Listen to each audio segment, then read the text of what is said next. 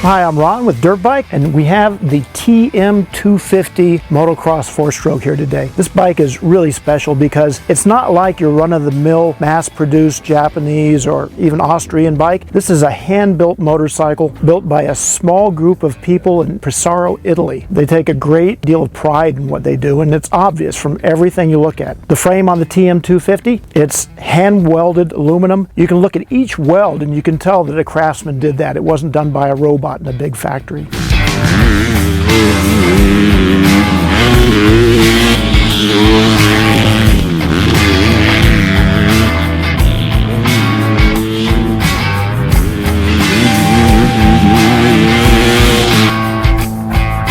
When this bike debuted, it was in the MX2 class just 2 years ago, and it won its first race, at least a moto. From there, the development continued on the GP circuit. The motor's pretty much all new now. The valve train is unusual because instead of having the cam chain run over both cams, it runs off an idler gear that in turn runs the two cams. Everything about this bike is just a little bit different. The rear shock on the TM is made by TM in-house. The fork is a KYB. The brakes, Nissans. There are a lot of components that you might see on other bikes, but TM has its own twist for everything. The bike is, as you might expect, very fast. TM always has a reputation for going after horsepower first. So now we're going to take a few laps on this bike, and it's going to be interesting.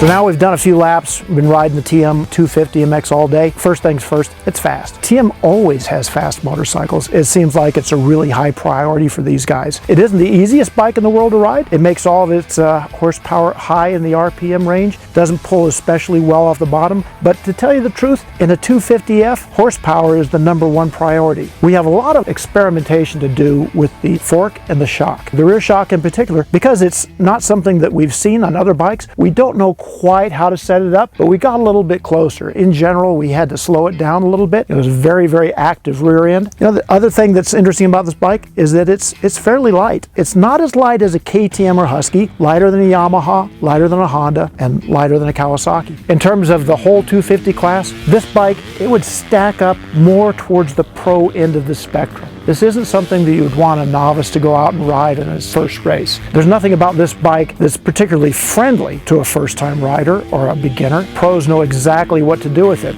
and with all that power on top, they'll put it to good use. So to learn more about the TM 250, check out dirtbikemagazine.com, where we'll have a full test of the bike showing up in a couple of weeks.